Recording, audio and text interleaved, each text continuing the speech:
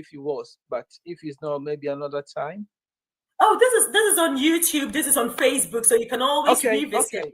Okay. You can always and let's just keep sharing. And usually what happens is some people watch in between and then they go back and they rewatch, and I usually go back and then just listen, because there's always so much to learn from any of these programs. So thank you so much for making your Sunday afternoon, for those of you in the US, Sunday evening. Pastor Alex, thank you for making it available to us, Wisdom Conference.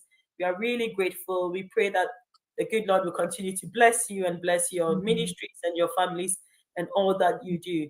To our viewers, thank you once again, and we hope to see you same time next week for another edition of Wisdom Conference. God bless you and thank you. Bye. God bless you too. Thank you.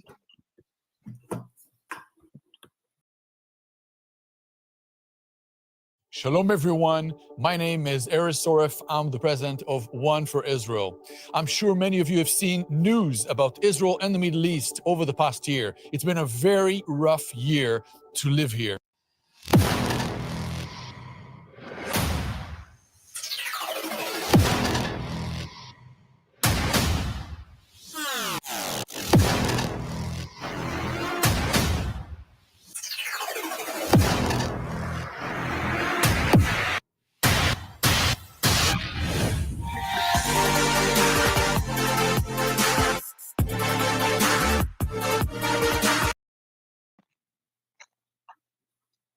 Okay, looks like we are live. Okay, I'm going to do it like that now.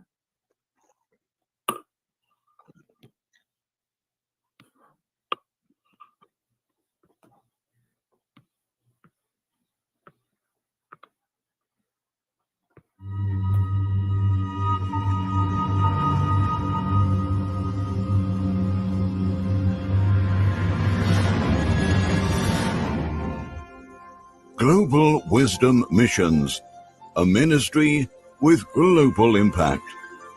Global Wisdom Missions is an organization of Christian ministers from different denominations and countries dedicated to presenting Jesus personally to this generation of the young minister and leader by assisting them to fulfill their calling by following and applying the wisdom of God. Our vision is to be a global conference that raises a generation of gospel-centered, gospel-driven, and gospel-focused ministers of Christ, who shall proclaim the gospel with integrity, purity, simplicity, and without adulteration. We are achieving our vision through educating ministers and leaders through our weekly broadcast of the Wisdom Conference on Facebook and YouTube Live, which is making a global impact. Wisdom Impact Magazine, our quarterly educational, inspirational, and informational magazine, which will be printed in hard copies and be distributed globally free of charge to countries and territories which may not have access to internet. The Global Wisdom Academy, an online ministerial and leadership training academy, which remains steadfast and committed to carrying out God's purpose of empowering Christian ministers and leaders globally to effectively execute leadership and ministry work with wisdom. Global Wisdom Missions' aim is to proclaim the gospel in word and deed, describing the shape of Jesus' own ministry. The Apostle Peter says he went around doing good and healing all. Through missions, we seek to provide healthcare for a lasting change during our actual Global Wisdom Conferences in different countries with our skilled medical physicians, experienced surgeons, and professional health workers. Partner with us now and help us spread the gospel of Jesus Christ around the world and take it to places where you may not be able to go yourself. Together, we can make a difference in somebody's life today. To give your donation, visit our website at www.globalwisdommissions.com and donate via our PayPal link, or register your interest at wisdomconference3@gmail.com.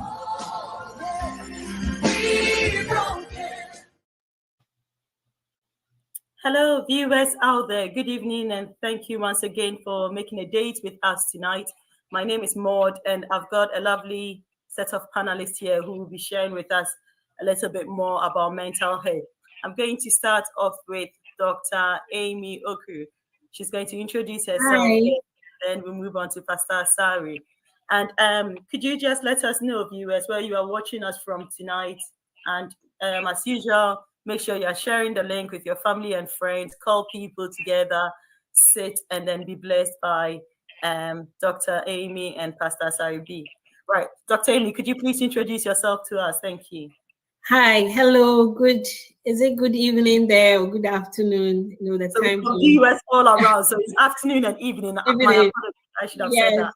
So my name is Dr. Amy Okru, but everybody calls me Auntie Amy. I'm more comfortable with that. And I just moved from Ghana to the US. I'm a licensed counselor, and basically with church. And I'm really privileged to be here this evening to share with everybody. Thank you so much, Auntie Amy. That's such a lovely name. Thank you so much. And Pastor Sari B, could you please introduce yourself to us? Thank you. Yes, my name is also Pastor Sari Bediako. I'm also a licensed professional counselor and a pastor by calling. I'm here in Atlanta, Georgia. I'm the pastor of Harvest Chapel, Atlanta branch. And I work with also the city of Atlanta doing counseling services for the city. Thank you.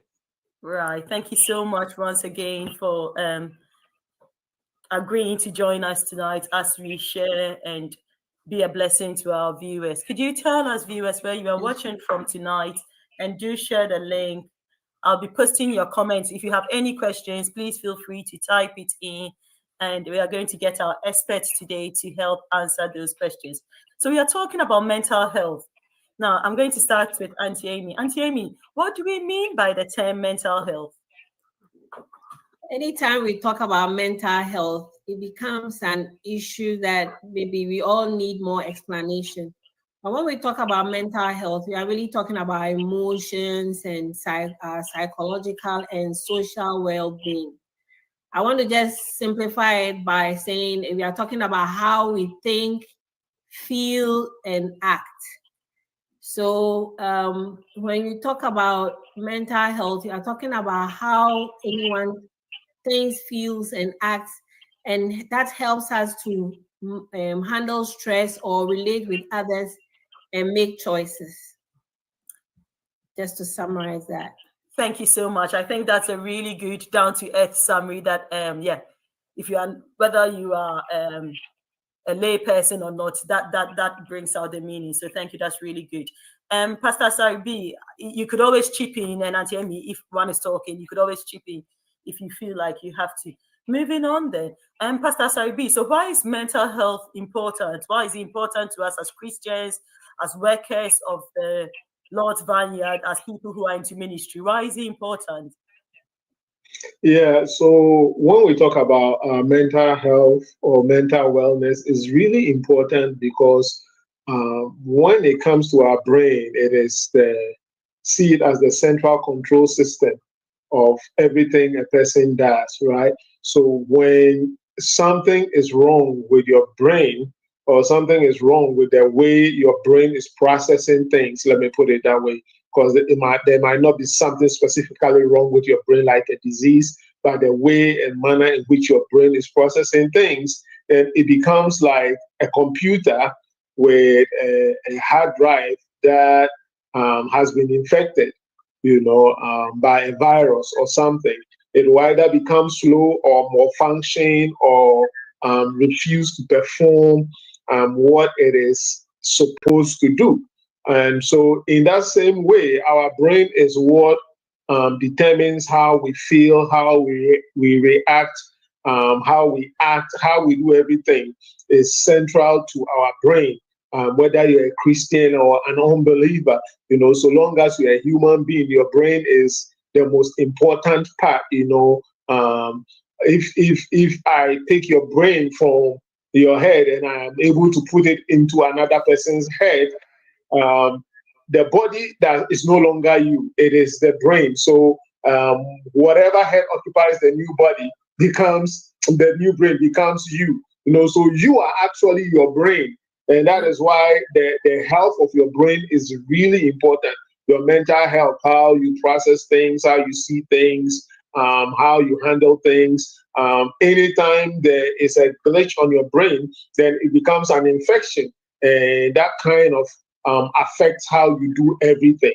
So, yes, it's really important for a Christian unbeliever, everybody, to make sure that they have a sound mind in a sound body. Yes. Right. And even the Bible even says that whatsoever a man thinketh, so is he. Yes. So however you think, that is how it's going to affect you. So it's very, very important that we learn to think right, or we process right. Right. Thank you. So, Auntie Amy, does it mean that when you're talking about mental health, should we be booking appointments to see psychiatrists? Should we be seeing therapists or counselors? Or how do we take care of our mental health? Does it mean we should be like doing an MOT on our mind to find out how we are doing? What I would say is that let's even look at it in terms of physical health. Anytime, when do you go to the hospital? So there should be something that will let you really go to the hospital. We could have a minor headache, and that doesn't mean you have to go to the hospital. So the same way with our mental thinking, it could be that something is making you think off, and depending on what it is, so it should be a case by case base. For instance, if somebody all of a sudden is bubbly and it doesn't want to go out anymore, and maybe because something happened, so you have to look at the case. Something happened, it's going on a week, 2 weeks, then we have to be concerned. But as human beings, once in a while, something whatever is going on in our environment might affect us and make us not maybe think right. And that is why we have all kinds of support systems around us that we need to be drawing from before we go see the psychiatrist. So I really believe that it's very, very important that every one of us, I always talk about connections or relations. We have different relations, maybe a sister to talk to, your pastor to talk to, before we realize that, no, maybe this is something serious before you go. So yes, that is what I'll say. Reverend. And talking about mental wellness or mental health does not necessarily mean that you have to go see a psychiatrist. Like she said, it's not every time that you have a headache that you run to the doctor. It's not every time you have a tummy ache that you take medicine. There are things that you do to stay healthy. There are people who drink water first thing in the morning to make sure that their system is okay. There are people who exercise on a regular basis. Anything a person is doing, there are people who cut out on oils or fluid or whatever it is, right, to make sure that their body is functioning right. So when we are talking about mental health also, is what is a person doing, to make sure that their mind is also acting right. And so if your mind is right, you don't need to see a psychiatrist. You don't have to see a counselor if everything is going the way it's supposed to go. In the same way, if you are healthy all through the year, you don't need to go to the hospital unless maybe for your yearly checkups. So if everything is right with you, you don't need a doctor. If everything is right with you, you don't need a psychiatrist or a counselor. But what that means is that you should take precaution to do the necessary. You are exercising, you are eating right, you are doing whatever you have to do. It's the same when it comes to mental health. So long as you are processing things right, you are getting off or getting the stress and the anxiety, the trauma, whatever, off effectively and using very good coping strategies, you don't really ever have to see a psychiatrist. Right. I've just picked up on a few key words that you've used, and along the line, I'll be asking you to elaborate if that's okay. I want to say hello to Don Alexander. Thank you for joining in. Tell us where you're watching from, Don Alexander. We can see you. Tell us where you're watching from.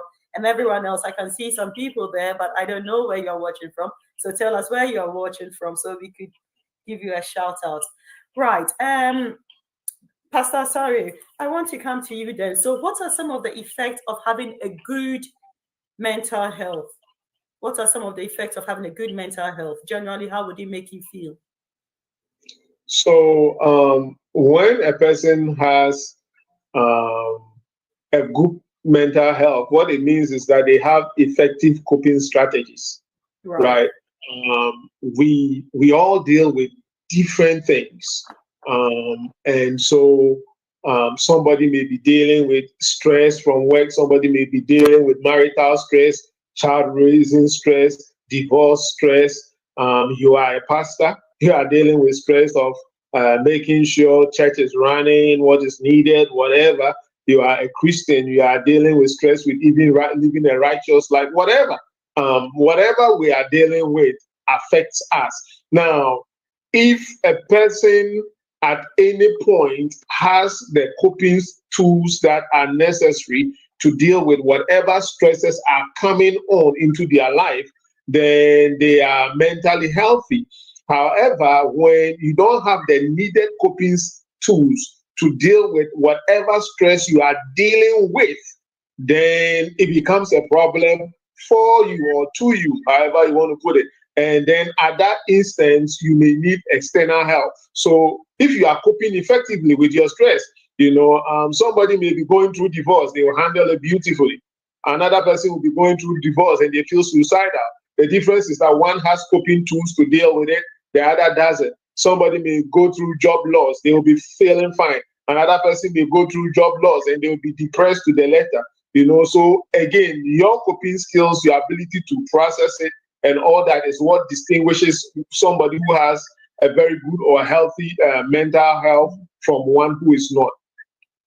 All right, thank you so much. Pastor Alex, I think you're on the wrong, you used the wrong login code. So you have to use the StreamYard one, because where you are is for the viewers and I can't admit you in from YouTube.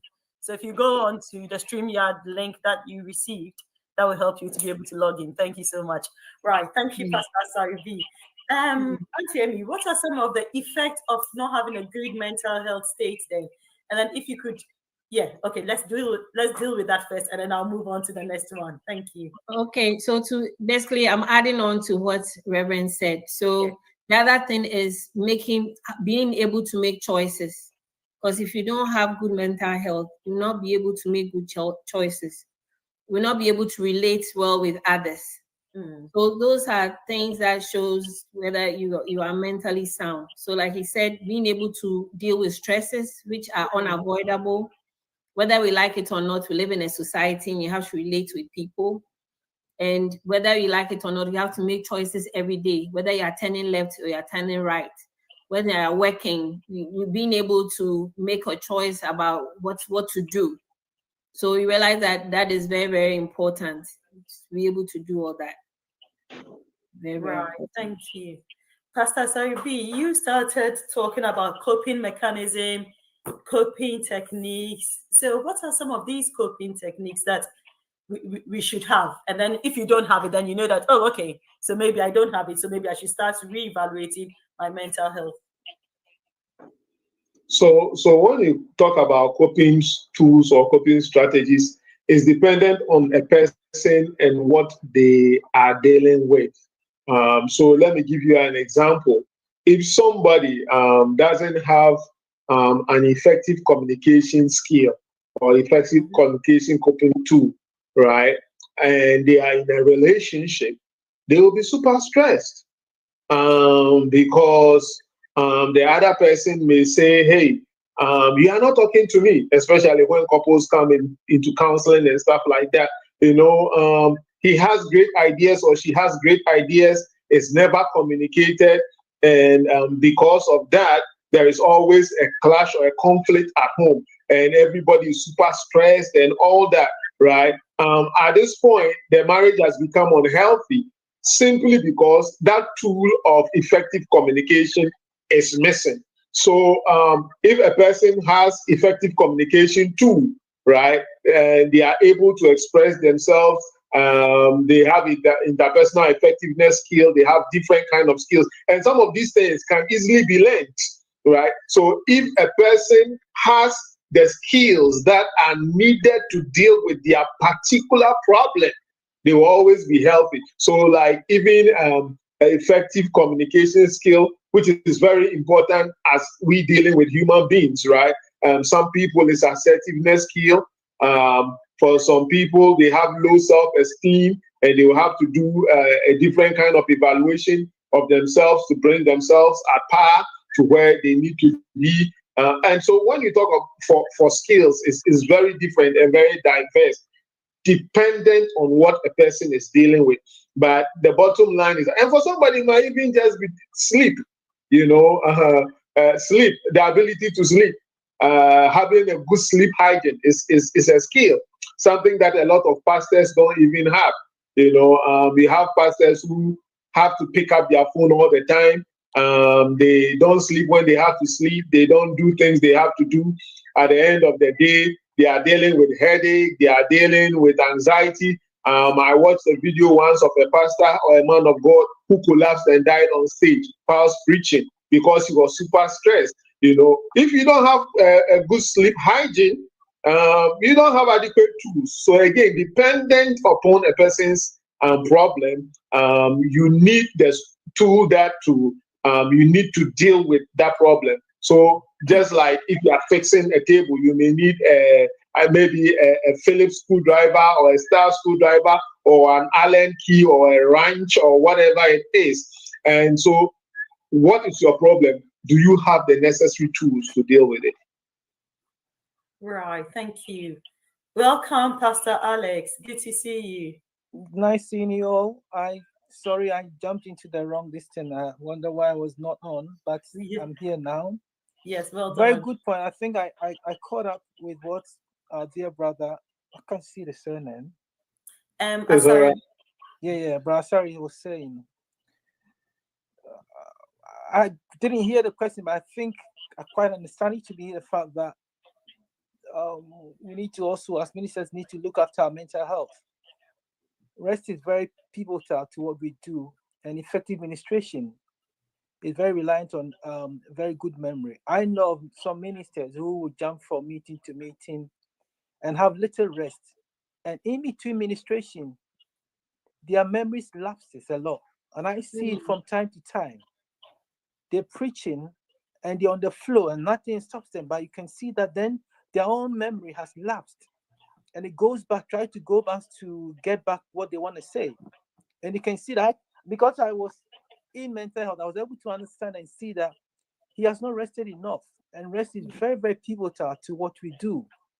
Quite apart from that, myself, I sat in a car with a very top minister. Very, very top minister. And then he's finished ministration for 3-4 days in one city, going to another city. He was not driving, somebody was driving, and in the middle of the way, we had an accident. We saw an accident, we wanted to go and help. He jumped out of his sleep. And whilst we finished the ministry, we finished helping the people, he collapsed in front of me. It wasn't any demon. It was because he has not had enough rest. And then he jumped out of the car to go and help. We talked to them. We tried to help them. Whilst we were going back to board the car to travel, that's when he collapsed. Do you get me? So rest is very, very pivotal to what we do as ministers.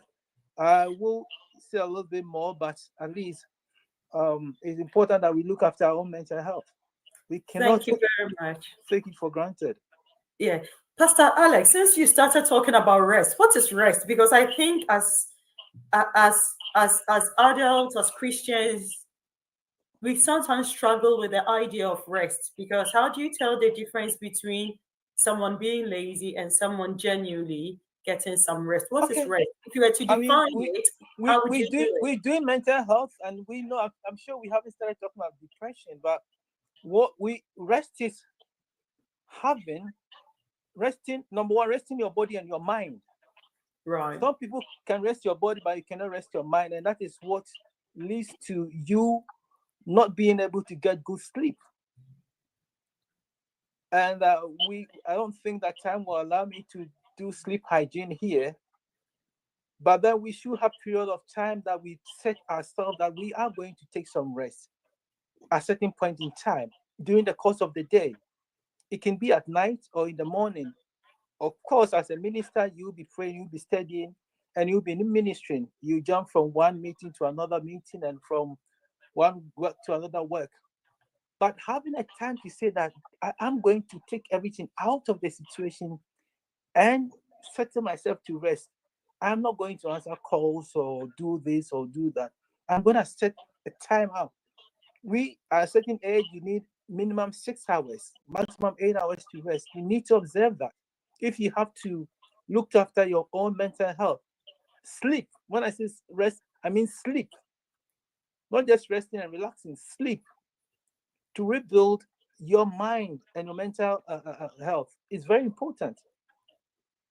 Let's face the fact. I don't know if you guys are very conversant to working night. Studies have shown that people who work nights a lot, they reduce their age. Mm-hmm. And effectively, it also reduces your retention and memory. I am a very good example. When I was about, I'm now 25 anyway. When I was about, say 15 years ago, 20 years ago, I used to jump from night to night. I can do 3 months of nights and it would not affect me. Give me daytime, I'll do it as well. But as time went on, I realized that I'm not of that age anymore. And my nighttime sleep is very important. I can sleep and wake up and sleep again, but I need to make sure that I get enough sleep. Lack of sleep affects our memory big time. It affects our concentration big time. And we know that as the beginning, I'm sure you talked about what affects our mental health. Our ability to remember is very, very good in us functioning a lot during the daytime and whatever we want to do. So rest means sleep, basically. Lovely. Thank you. And I like that. Sleep hygiene is something we cannot take for granted. So talking about sleep hygiene, it means that we should have designated times that we are sleeping, right? And we must pipe down or tune down to sleep. There must be times that, these days we are so distracted by the telephone. People have television in their bedroom because God has blessed them. But what you don't know is that having that TV in your bedroom is affecting your sleep. You have a cell phone, you are looking at that blue screen. Some people are sleeping, their phone is on their bedside, and then you hear a chime, bang, and then you pick it up and look. All that is affecting you. So you are just weakening your own immune system, not giving your mind time to replenish, and making any problem worse than it should be. Thank you, Pastor Saribi. Churchill, thank you for joining us tonight. Where are you watching from? And share the link with family and friends. Thank you so much for joining us tonight. Right. Okay, I'm going to come to Auntie Amy then. Auntie Amy, do you think that as ministers of the gospel, they have a peculiar set of stresses that they are exposed to due to the nature of their jobs?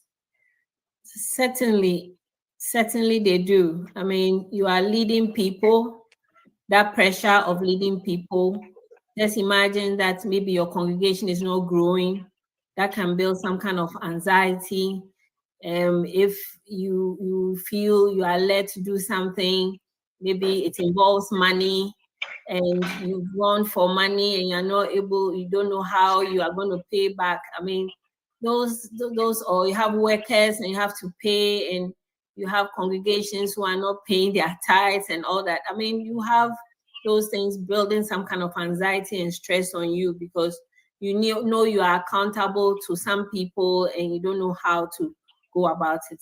So that too. And then as a minister, sometimes it's a lonely world because whatever you go through, you are very careful not to share with everybody because you are supposed to be the face of faith, and everybody is looking out to you. You are the one, the healer. You are praying for healing, and you find yourself sick. And so, how do you deal with that? So, it becomes a little bit stressful if you don't handle it very well. Thank you. Pastor Sarbi, do you want to add to the stresses that ministers are exposed to? Oh, yes, I'm a minister myself, so I can talk about 1,000. So she said a couple of them. The stress with running church. People don't realize that when you are dealing with people, and I'm also a counselor, so I get this from a different angle. When you are dealing with people, you take on second-hand trauma, right? Just like in learning, you have vicarious learning, things that happen to you but are not directly related to you, but through association. Let me break it down for it to make more sense. And I may get in trouble for saying this, but let me say it anyway. It's like some of our ladies, they will watch a movie, they know it's a movie, but it's so emotional, they start crying. Why are you watching a movie and crying? Thank you. It's a movie that you are watching. Why are you crying? Because you found yourself attached to the character of the movie. You are going through their emotions, their ups and downs with them. And so when something traumatic happened to them, they are in their feelings. Some people will have tissue, they'll be crying. They are wrapped in their blood. And it's a movie. Why are you crying? Because you are tied to it, right? That emotional roller coaster, you are going with it as the movie is going on. Now, that is one thing that happens to almost every pastor. And sometimes some men of God don't realize, right? And so you are working with church members and you are going on their emotional roller coaster with them. We rejoice with those who rejoice and we mourn with those who mourn. So this person is dealing with divorce. They are calling you, pastor. They are crying. Your emotion is with them. This person is dealing with anxiety. Your emotion is with them. Another person has childbirth. Your emotion is with them. Somebody needs fasting. Your emotion is with them. So you are also going through people's roller coasters, right? And unfortunately, because the congregation is not one person or like one character in the movie, they are complex. In my life as a minister, I remember one time many years ago, I had to bury somebody on a Saturday and ordain a wedding on a Sunday. No, it was actually I buried somebody Saturday morning, ordained the wedding on Saturday afternoon, and did the naming on Sunday morning. And all these are different kinds of emotions, right? So all the roller coaster that you are going through, it affects you. It does something to you. And because when people are dealing with trauma, you also experience their trauma secondhand. What happens is that if you don't find an effective way of dealing with it, it puts you in a place where before you know, either you become emotionally insensitive or you become depressed or you are experiencing anxiety, you're experiencing panic attacks, you are in a confused state, you don't know, you think it's the devil that is attacking you and all kinds of things. Meanwhile, the devil has nothing to do with it. So it is very important to make sure that you understand what you are dealing with. Empathy and sympathy is good, but if you don't know what you are dealing with, that can affect you and make you emotionally numb or super sensitive or whatever it is. So that to me is more than even the church growth. Of course, church growth, people not paying tithe, people gossiping about pastor, your wife, your shoe, your car, your hair, your head, everything you gossip about. Those ones are not even as important to me as the emotional roller coaster, people's journeys you go on with them. Pastor Alex, so how should a pastor manage their own emotions and their mental health as they go through this? Like in one day, you do a funeral, you do christening, you do wedding, you go and pray for someone who's sick, the person didn't get healed. And how do you deal with all this? How should a minister be? Number one is acknowledging that we are human and not superhuman. We are not spirits, and so the human body is made to take rest. Quite apart from that, acknowledging our limitations and also acknowledging the fact that we have to know how to also manage those stresses when they come along. Okay, sometimes might even mean, that's as our senior pastor was saying, that it might even mean that getting some support from another colleague or another senior minister when you're going through a stressful period, because it's not everybody that you can go to that can support you and give you stress. So you in health in general, we call it body system, but in ministry we call it maybe your mentor, your father, your colleague, somebody that you can get on with, to get somebody that you can lean on and speak to when you are taking stresses. It could be what people are saying about you that you know are not true, and how to handle it and handle it properly. You need to be able to have a go-to, so to say, a go-to. In work, we say maybe your manager, a friend, or a supervisor. But sometimes you want to deal with it at a very low level, so you go to a colleague that probably has faced similar situation or will know how to help and counsel. Sometimes we need counseling ourselves. Okay. Quite apart from that, we also have to know our stress level.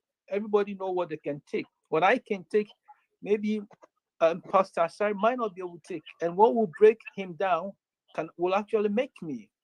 So we differ in different ways, just as our personalities also differ in various ways. We need to know what breaks us, and so when these things are coming, we need to know how to seek help.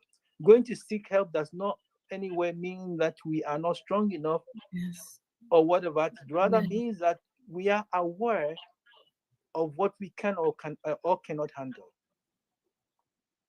I don't know if that's very pleased with that. Thank you.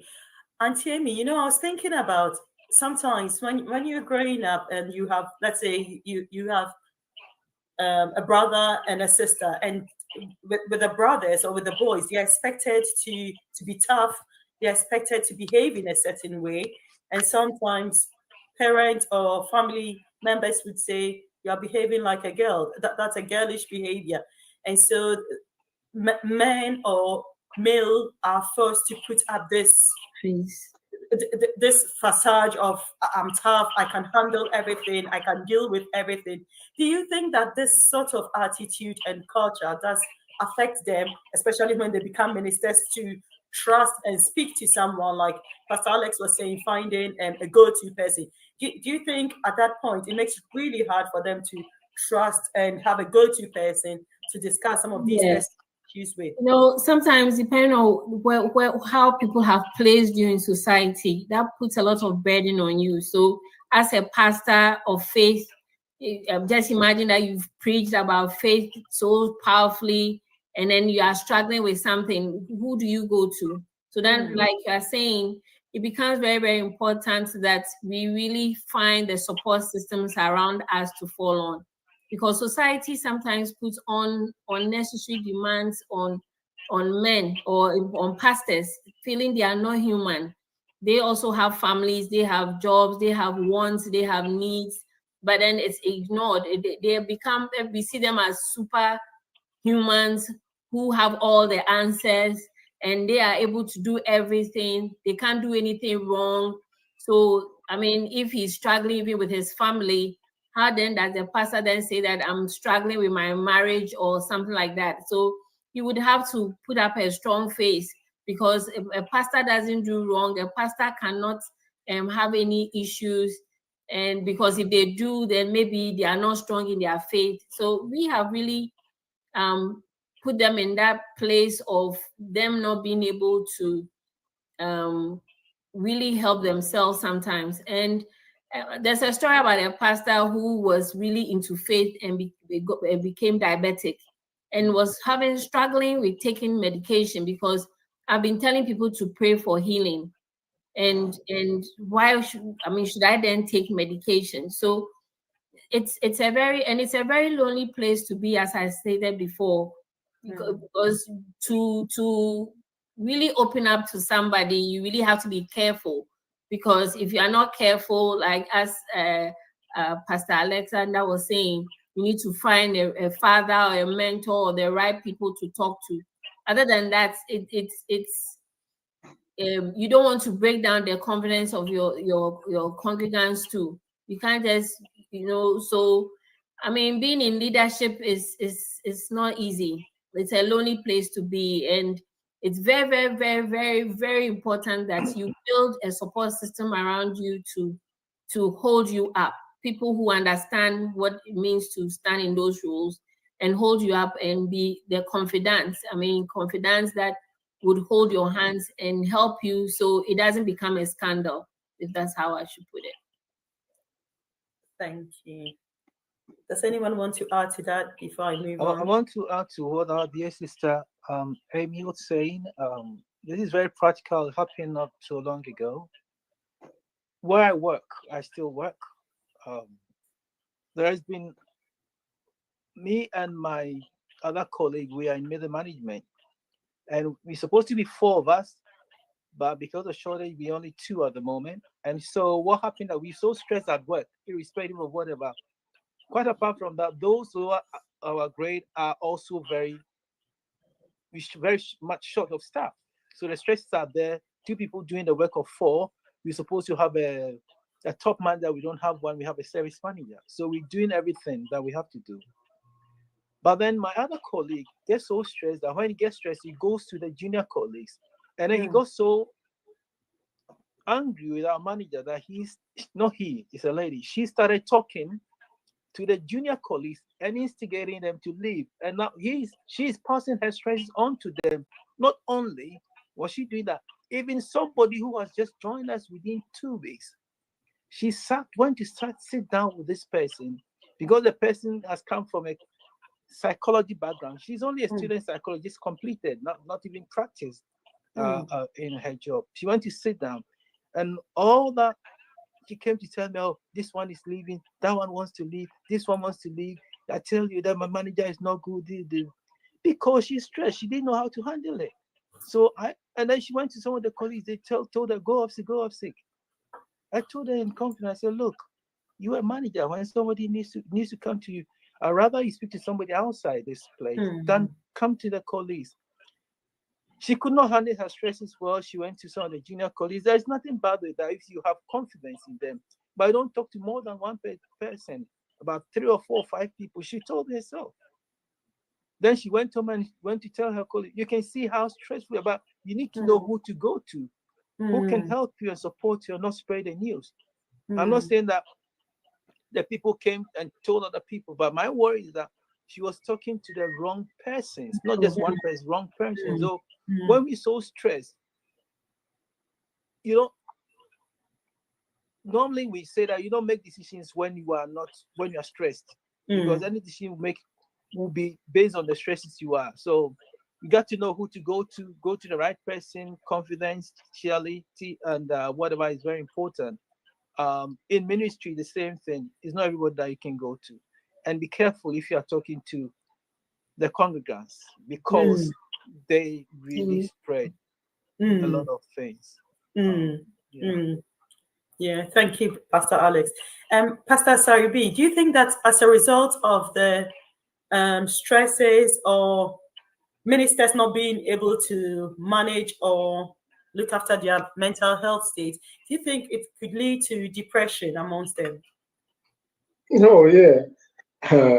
So depression is something that is very common with a lot of ministers. They may not talk about it, whether it's depression or anxiety. I've had men of God that are so, actually, even in my private practice, I have seen people who don't even know I'm a minister, but I thank God that I'm able to hide as a counselor and still help them in ministry, because they are dealing with issues that they don't know how to deal with. So yes, pastors suffer from depression and from any and everything that anybody can suffer from.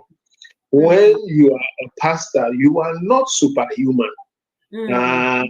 you are not exempt from anything.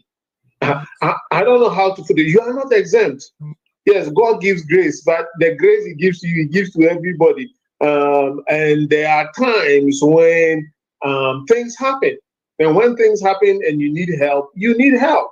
You know, I tell people, even Jesus Himself, His cross is supposed to be His cross, but on the road to Calvary, somebody had to help Him carry it small. You know, Jesus didn't carry the cross from beginning to end. He had help.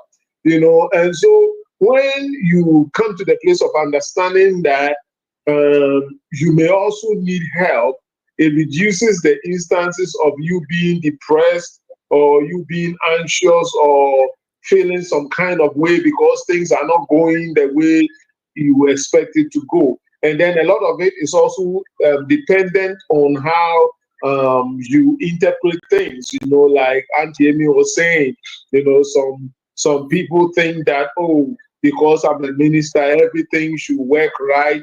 I'm talking about faith. Here I am, I call diabetes. If I take medicine, then it means I don't have faith or whatever it is, you know.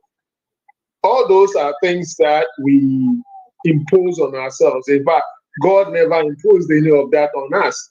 You know, Paul said that once there was a thorn in his flesh. I don't know what thorn he was talking about. 3 times he prayed to God to take it away. It didn't go away. He said, my grace is sufficient for you. That means that Paul find a way of dealing with it. Even though I can heal you, I won't heal you. Whatever it is, I don't know what it was, but it was a thorn in his flesh, right? Think of it. This is the same Paul who can send his handkerchief and he will go and cause healing. The same Paul who can raise a dead body. Why is it that as for his own tongue, it won't go away? Does it mean he's faithless? No. Sometimes God gives us grace to deal with the things we need to deal with, to remind us that we are humans also and to humble us. You know, so if we have our minds right, we will not sit down and organize pity party for ourselves and wallow in depression or anxiety or whatever it is. Thank you. Thank you. Pastor Alex, what are some of the symptoms of depression? Because we are talking about depression, and maybe someone is even depressed, but they don't know they are depressed because they refuse to accept or use that word depressed. But what are some of the symptoms, so that by looking at those symptoms, we can all like do an individual assessment to see whether we're okay or actually. I think from the onset, I don't remember when I logged into the wrong platform. I heard somebody saying that, probably still saying that, oh, we all get sad. We have moments that we get sad. It's normal human behavior for something to upset you and you feel sad about it. But it becomes depression when it goes beyond 2 weeks and it's consistent. It's almost every day. Okay. Some of the common symptoms of depression is feeling very low in mood. Now you feel so sad all the time, most of the time. Nothing is able to cheer you up, pep you up. Okay. And I've talked about the symptoms. I'm sure you may ask for the causes. You're very low in mood. Some people, the symptoms are also such that they tend to sleep a lot. They become very lethargic. They have no energy at all to wake up, do anything. They begin to lack interest in the things that they will normally find pleasure in. Like even eating becomes a problem for them. Their best food, they don't enjoy it anymore. And to be quite honest, when sleep becomes a problem, it can either be sleeping too much or too little. Too much, not that they are sleeping all the time, they are always in bed. They seclude themselves. When I say seclude, they self-isolate. They have no interest in socializing with other people, not going out, seeing friends, not talking to them. They withdraw from all other services, all other activities that they would normally go to. And it would take them a lot of effort by others to be able for them to enjoy those things. When you begin to see some of these things, they are signs of depression. Some people, to us, an extreme end, they become very irritable about even people talking to them. Sometimes little noise agitates them so much, so well that you can't find what. Their normal day-to-day functions get affected in every way possible. For example, if they have to go to work, they are very slow doing that. Sometimes it affects even their speed, the way they speak, you know. What else? Well, the master load of all depression, when a person becomes helpless and hopeless, that feeling of hopelessness and helplessness, and for some people they start having suicidal ideations because then life is better without me. I don't add anything to the world. That's the master load. When you have gone through all the stages, being in a dark room, self-isolating, not eating, all the funny things you tell yourself, and there's something funny about depression. A person can be depressed and people around them not know because they come out of their shell and function in public. And once they are back in their homes, that they are in their dark room, wallowing in self-pity and whatnot. I think that, I don't know if you all heard it, but in America last year or 2 years ago, Miss USA in New York, it looked like she's a lawyer. Everything is going on well and fine with her. She jumped from the 42nd floor of a building and killed herself in the morning when nothing was going on. Last year here in Atlanta, the CEO of Malta, which is in England they call it the tube system or whatever, after talking about the yearly profit and how he has turned the company around, that same evening he went and killed himself with the same trains that he managed and that he talks success about. There was a guy who used to do TV show, go from country to country, something Bourdain, Anthony Bourdain or Bourdain or something. He traveled around the world. He visited different cultures. I used to look at him. I'm like, man, how I wish I had that job. Eating in different places. He had the best of jobs. After one of the shows, he went into his hotel room and committed suicide. And we have a lot of celebrities and a lot of singers, actors, people in famous places. When they are out there, you think that the whole world belongs to them. But then when they go away, they suffer in silence. So depression is a very serious silent killer. And you can be a pastor, you can be an actor in the pulpit. What do I mean? You can preach with vim and shouting and jumping and the church responding and whatnot. But then when you go back home, you know what the truth is. So all these signs are there. When you see it, don't ignore it, if the symptoms are persistent. I forgot to say this, but let me add to it. I was talking about lack of interest. Let's look for the word anhedonia. And it gets very extreme when it affects your libido as well. And this is something people ignore. When you live with your partner and they might do everything for you. If it is your married partner and you see that their libido, so for example, if they don't eat, you might say that, maybe they are fasting or they are not more interested in food. That's fine, we will have it. But one of the things that will let you know when their libido reduces to an extent that nothing pushes them, nothing stimulates them, it becomes very worrying. And as Senior Pastor said, the extreme end of it is when they end it all. It is very, very important that we look after our mental health. Very, very, especially depression. May I add that depression even kills more than accidents in the world. Yeah. People commit more suicide than car killing people. And that is how serious that thing can do to us. And it's everyday life. We get low for one reason or the other, but we need to know how to come out of it. Let's talk about some of the how-tos then very quickly. Healing Ring Support keeps, I think he's just, I'm not sure whether it's a he or a she, but Healing Ring Support is 100% in support. He says, thanks for the insight. Absolutely, yes. So right on point. Thank you so much. So let's talk about the how-to. How do you shake off this feeling of hopelessness and helplessness?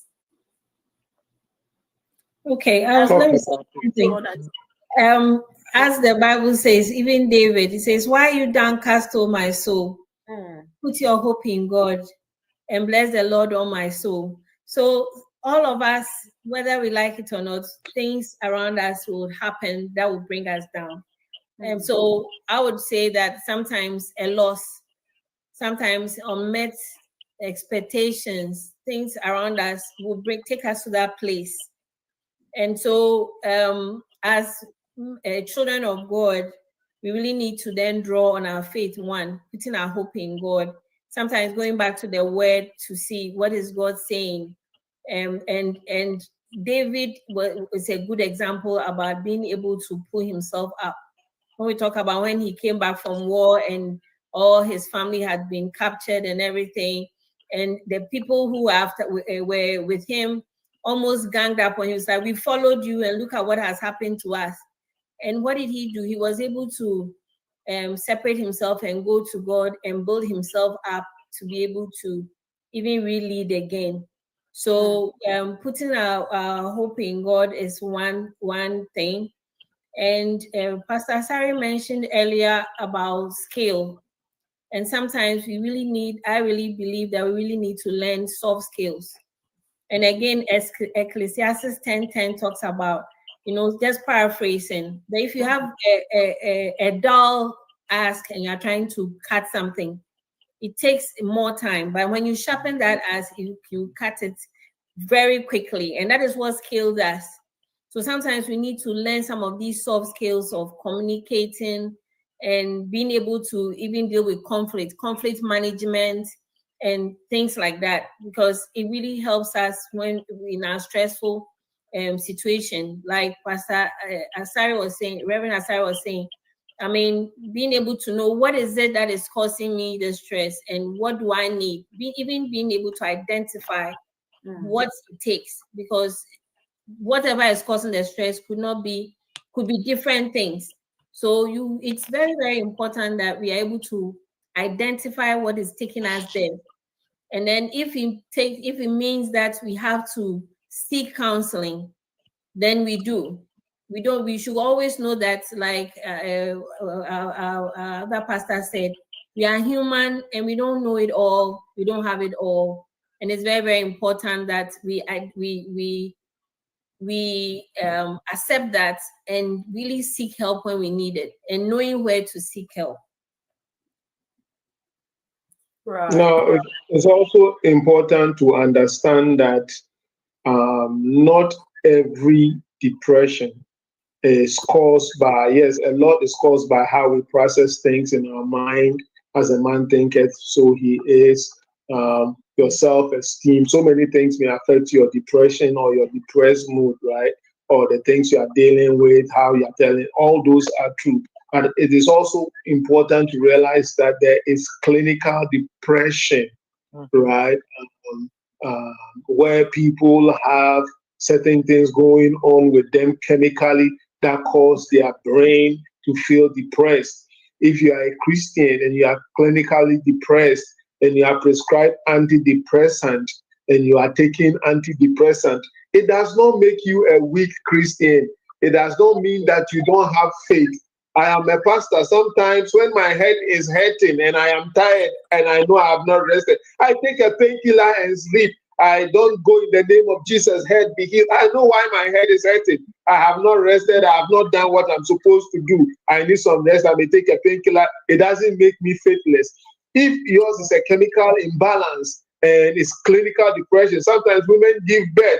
They have postpartum depression, right? Postpartum depression. I've met women who don't even want to touch their baby or see their babies or whatever it is. It is not Satan. It is not the devil. It is part of life. Yes, prayer helps, but let me chip that in before I get crucified for Pastor saying this. Thank you very much, because that was what you're saying is very true. And somebody used this interesting example that if you're a Christian and you say because you're a Christian you not take medication or you not take any aid, then what about then don't wear shoes? He's saying that shoes is an aid. So just imagine you have to walk through stones and things that will cut your feet, and they are don't drive. Yes, so I think it's all part of what we're talking about earlier about the face and the what society and how we have processed what a minister should be. And so I think we have then put ourselves in that superhero mode where it's almost like, no, you can't take medication. Anytime you take medication, then that means you are off. And maybe, so we all need to be very careful, and like what Pastor said, every situation demands what needs to be done. So it could be clinical, it could not be clinical. If it's clinical, you do the right thing. If it's not clinical, you do the right thing. So you can't put everything in one space. It's case by case. Can I touch on the non-clinical? Yeah, can I? Am I heard? I know I speak very low tone, so if I'm not heard, please prompt me. I very much agree with all that has been said earlier, but I also look at what is very important for us to realize. Number one, knowing the cause is important, but most often than not, people who are actually depressed, they do not know. They say, I don't know why. They have depressive episodes. We have types. Some of which can be seasonal. And some people too, it doesn't matter. They get it from time to time. They get bouts of it. But what is very important is getting treatments that are non-medical first. Normally in UK, we say that the first form of treatment should be therapy. Talking therapy has always been recommended as the first form of treatment for depression. Now, why do I say talking therapy? Or other means of therapy, that is even mingling with people, because one of the signs is that you get so isolated or you get so low that you don't want to do anything. And these are some of the things that you have to start doing by getting somebody to help and support you. And that is where the church becomes very important in looking after our mental health. Why do I use the church? Because the church is a place that we go to meet people. There are a lot of activities that goes on there. Remember the story of Saul when he got depressed? It was the sound of the music that lifted his mood down. Anytime he gets depressed, the Bible says that he gets the minstrel too. That's why David ended up in his court because of depression. Now, music has a part to play. We have music therapy as a form of treating depression. I'm sure we should be aware of it. So going to the church does help an awful lot of people, especially if you are isolated, lonely, and you have this form, because the prolongedness of those loneliness and self-isolation or withdrawal leads to deep end of the depression. So getting a place to go to, it could be a church, it could be any place that you can socialize, mingle and meet people, talk and have some activities, and will go a long way to reduce it. Quite apart from that, if you don't have these things, go for a walk, do exercise, do gym, relax a little bit more.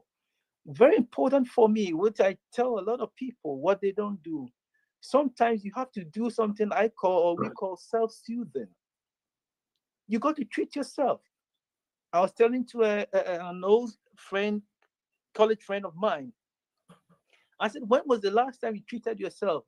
She said, what do you mean? When was the last time you went to the salon and said, I want the latest style of hair, put on my hair? When was the last time you said, I'm going for a pedicure, manicure? Not that you're going out. Go treat yourself. Go and get these people, those who do face, what are they called? Facials. No, not facial. They have a special term. Makeup artist. Okay. Oh, right. Yeah. Go sit down. Let someone do it. I said, how do you feel when? I said, sometimes I do that. I'll go to the barbers. The fact that somebody is cutting my hair for 30 minutes is even therapeutic in itself. I told her, she's a lady, and it was not being flirtatious also.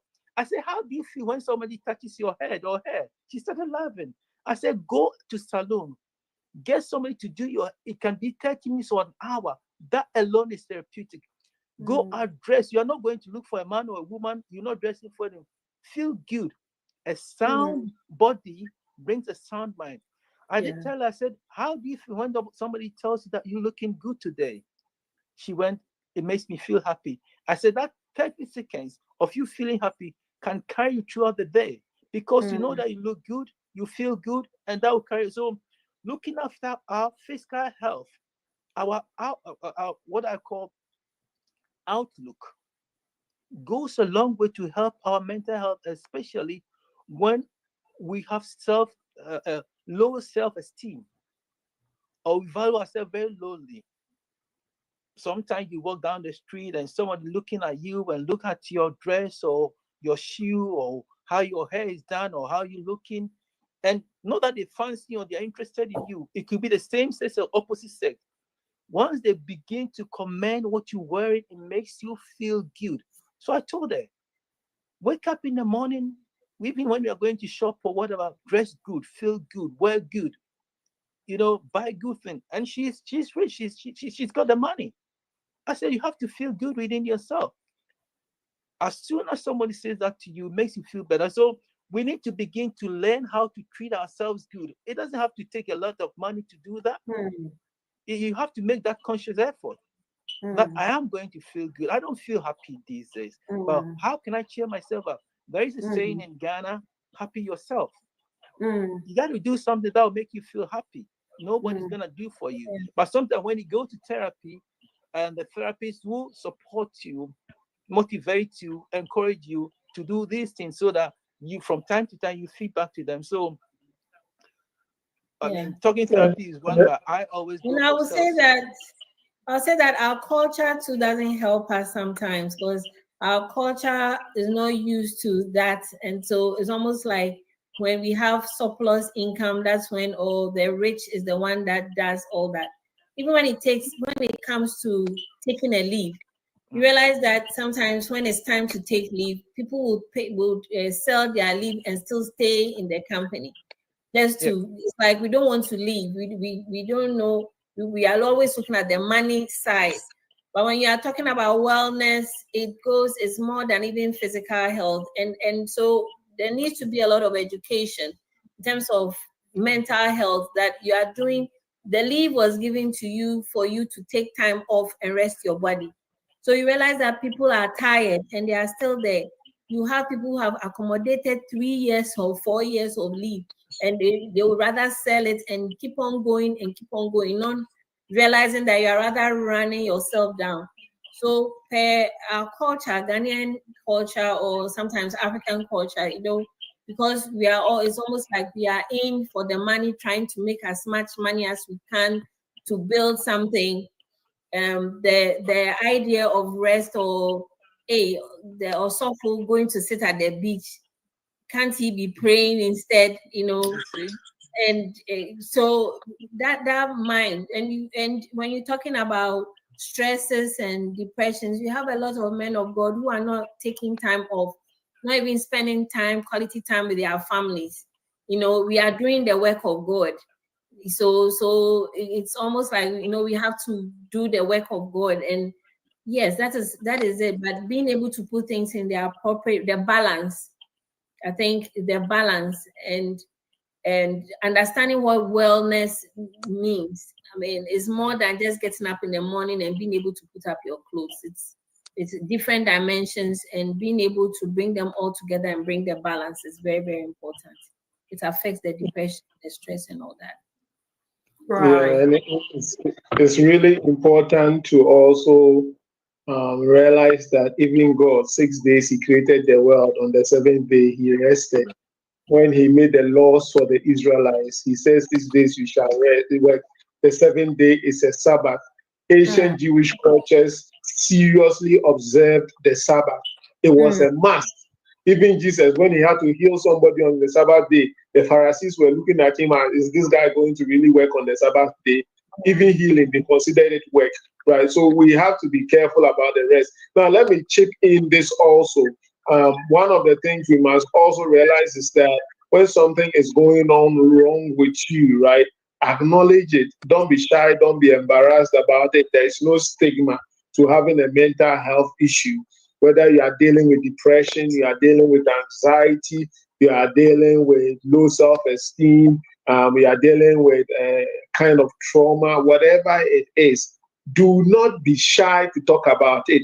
Do not be afraid to talk about it. I know that in our kind of environment, especially Black and brown people, when you start talking about, oh, I feel depressed or I feel anxious, I'm having this, people look at you funny like you are crazy. There is not, we are all crazy, if you want to put it that way. The line between sanity and insanity is very thin, so don't let the stigmatization that is out there affect you.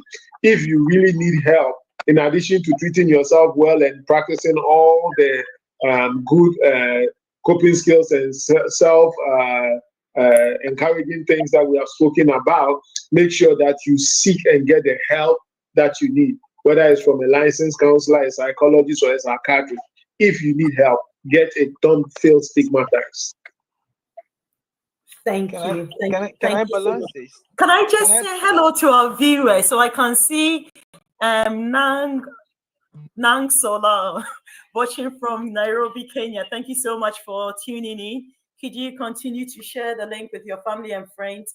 And Healing Wings, thanks for all your comments. So one of the things you said was it's important that as a church body, we keep talking about these challenges that people encounter, and we need to begin to start normalizing these things. You're also talking about the fact that, there should be no stigma associated with depression. And yes, you said you love the idea of music therapy. And yeah, as a minister, if you think that you shouldn't be, if it's okay for a minister to be going on antidepressants or taking medication, then maybe you shouldn't wear shoes, just as Auntie Amy said, because shoes are also an aid. So yeah, thanks for all the comments. Keep them coming.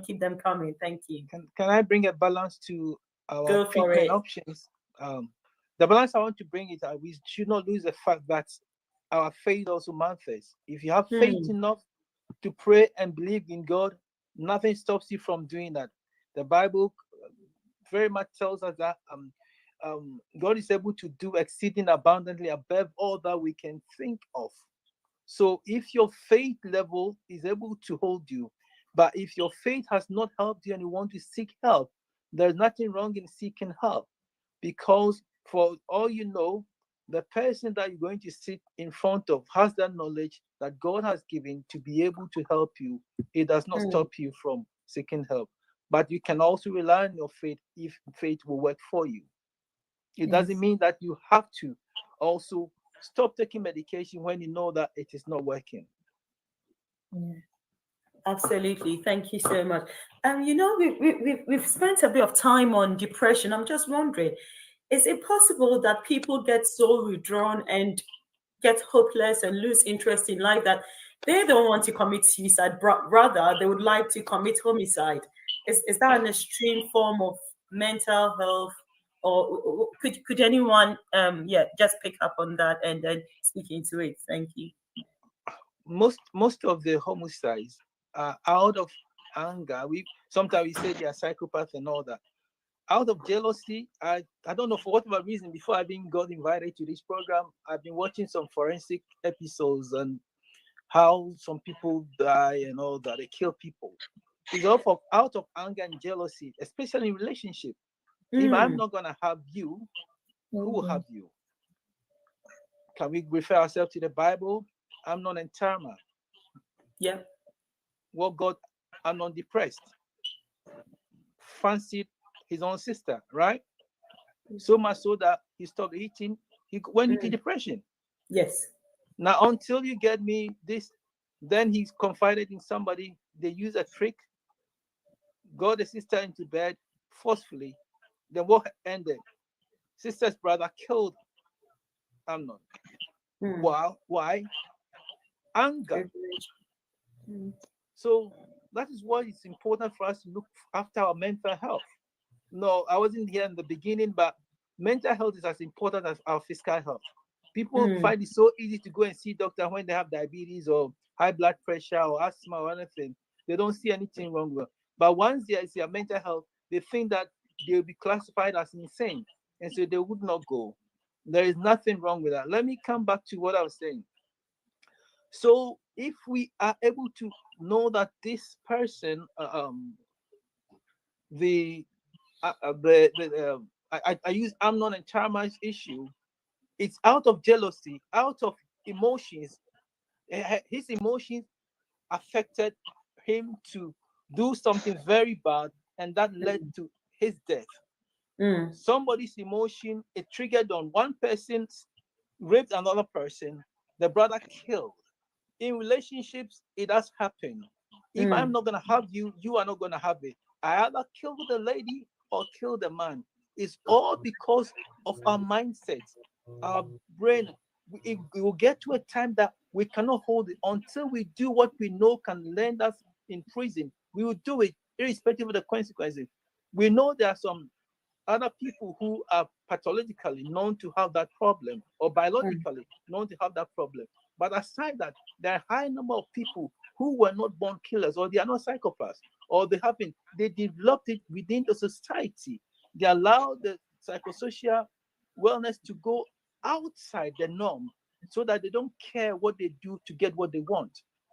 Unknown trauma situation here. So jealousy, emotions, spiraling down and getting worse, getting you angry, agitated, leads to all those things. We got to watch it.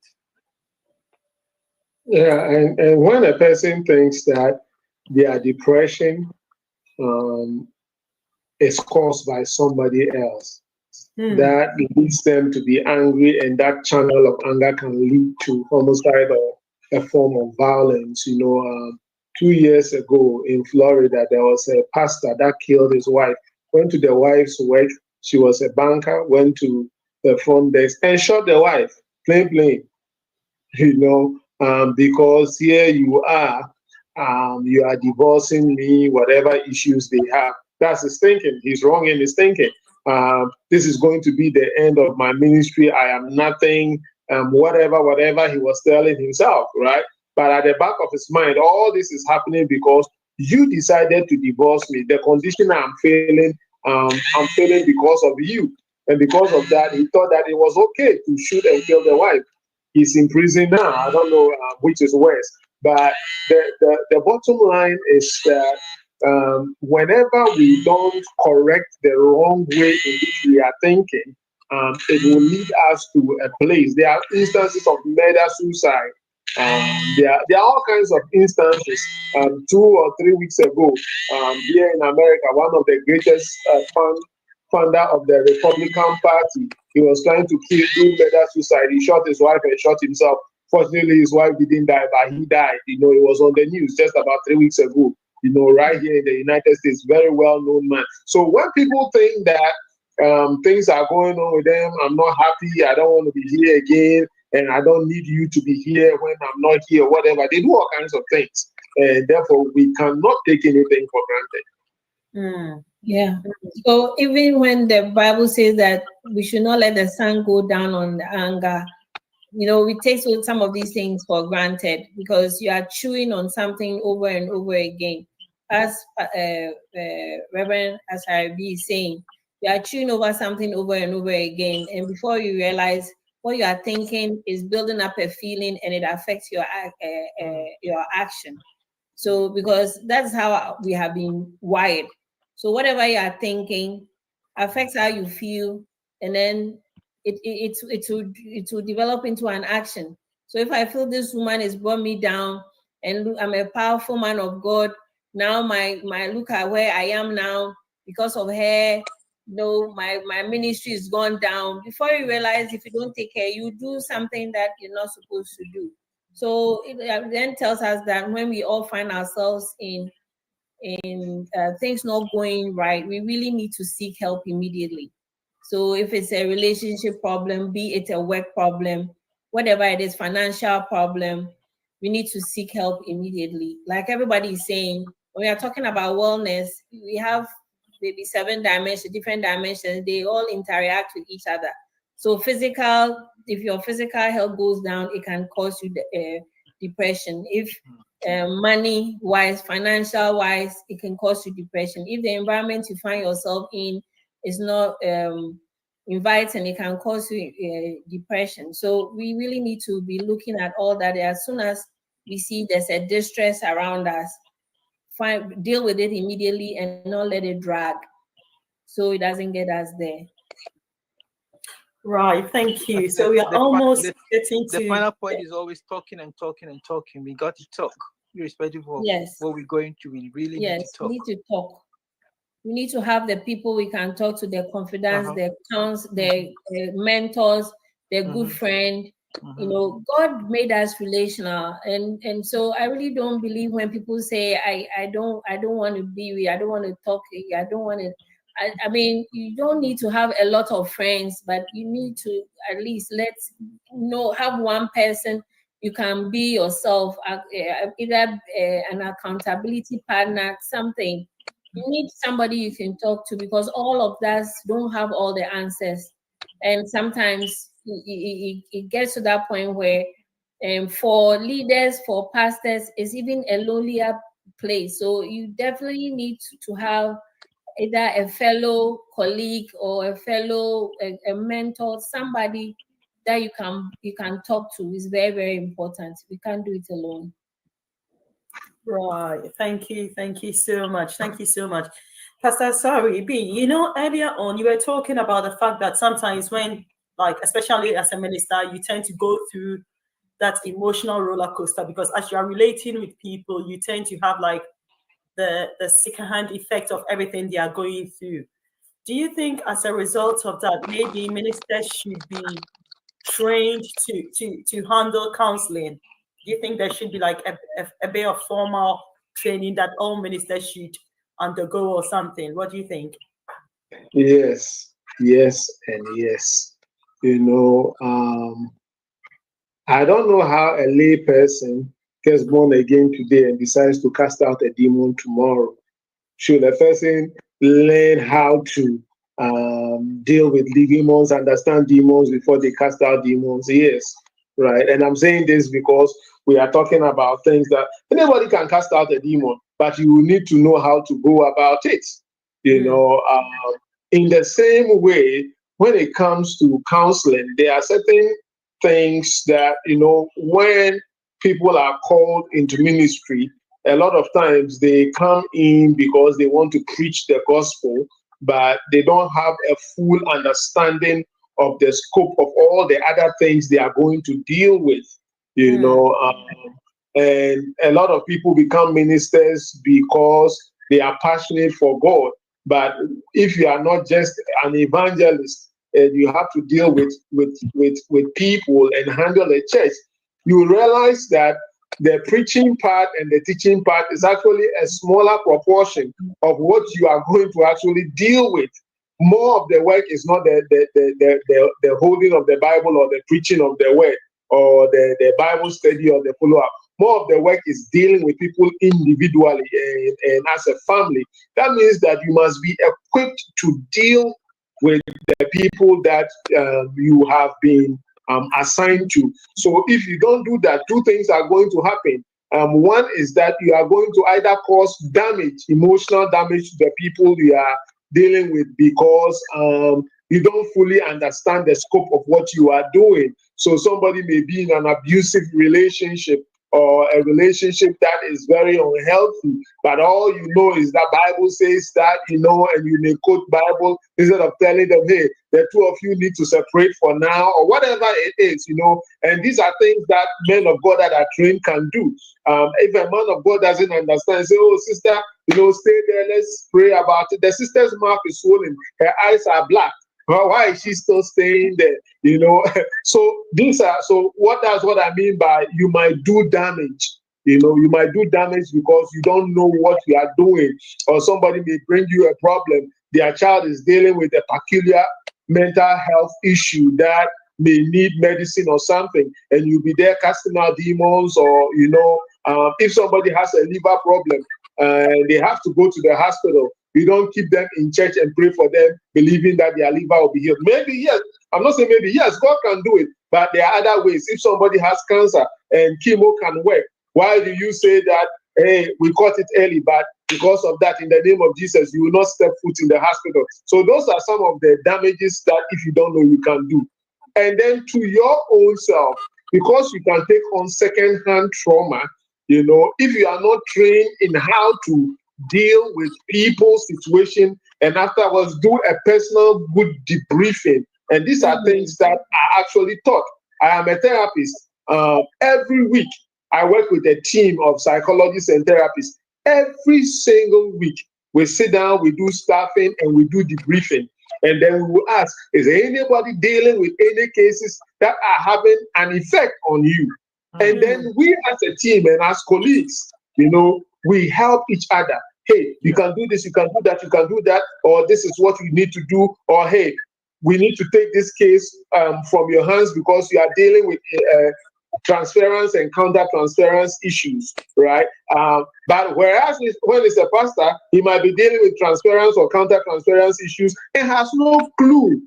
And so in the end, you are damaging yourself and you are putting yourself in a place that you are not equipped to deal with. So yes, pastors need training. And this is what I'll also say. If you realize that the issue is beyond your ability to deal with, don't be a superhuman being. Refer it out. It doesn't mean you are less spiritual, or it doesn't mean that God has not called you. You are just not equipped to deal with that. You know, when you have a Mercedes-Benz and it is faulty, you don't take it to the Hyundai fitter because it will spoil your Mercedes for you. You know, in the same way, if you are not equipped to deal with something, don't deal with it. Refer it out. So again, skill. We always have to build our skills. So whatever it is, we have to, if we didn't get a training, we need to just get training. Sometimes, you know, find courses, things to up any skill that you feel you are short of. And more learning, I mean, knowledge is power, they say, and the more we learn, the more we have the tools to deal with what we have to deal with.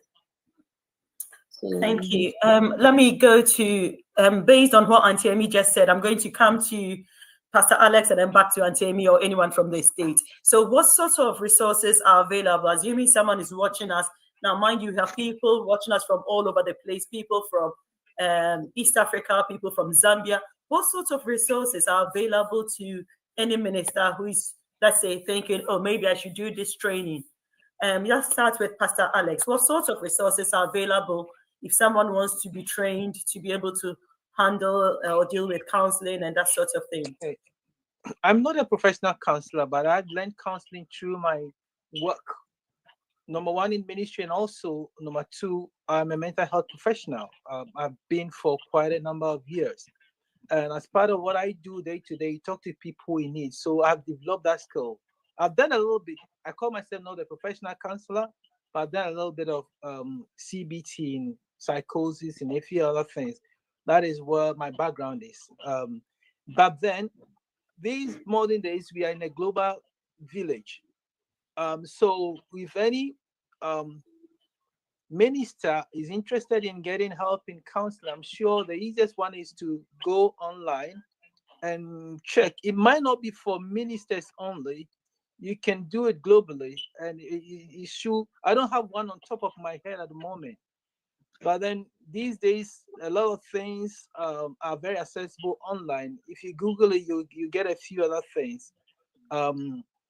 Counseling for, if you Google counseling or professional counseling for ministers, I'm sure something will come up, and then you can.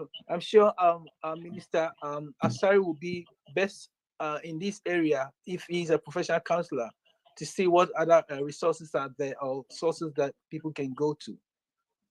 And Auntie Amy, sorry to jump in front of you, but here is the thing: there are many resources. The problem we have is that, you know, in the olden days, before somebody became a pastor, a reverend minister, whether it was the Methodist or the Presby or the Anglican or the Catholic or whatever, they went through formal institution of training. They did a couple of years, 3 years, 4 years.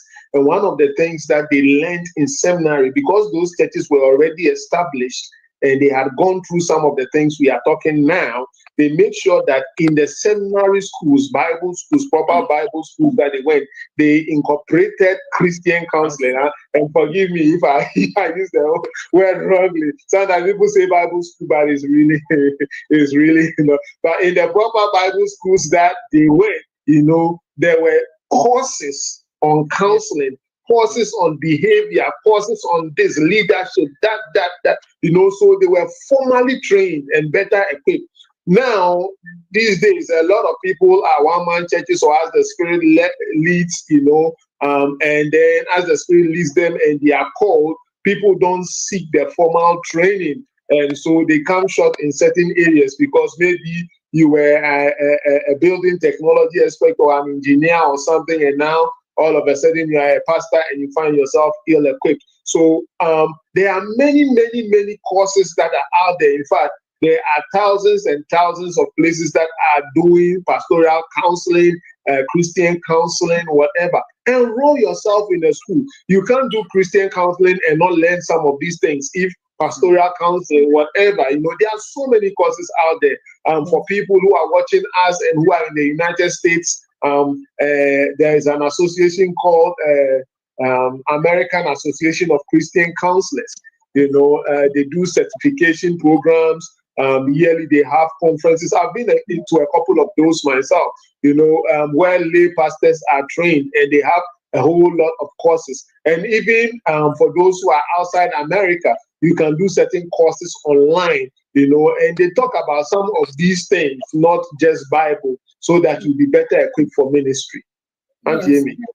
And even Ghana is now really pushing for all lay counselors to be licensed. So all church married counselors and everything should be licensed. And as everybody's saying, even in Ghana, I remember when my interest in counseling was developing, I joined a College of Counseling and Psychology. So you have accredited places like that you could go to. And so I would say that make sure that wherever you go, it is accredited. And then join, if you are really into counseling, join a group, like he's saying, either Christian counselors, some group, and then they would require that you do some CPD. So there are always top-ups.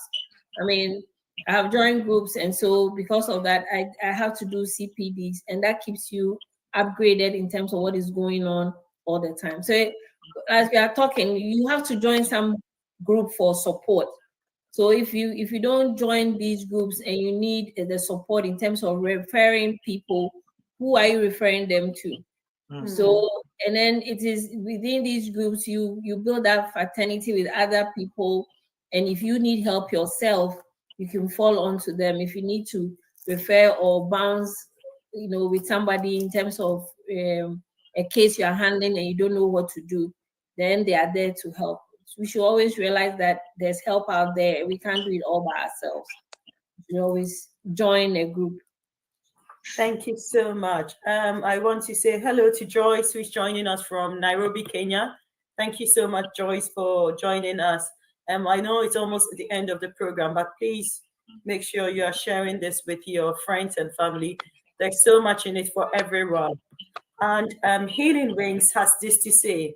She says, in my humble opinion, pastors can learn the skills, but they cannot be counselors for ethical reasons. Their job is to collaborate with professional counselors outside of the church and refer church members or refer people who need it.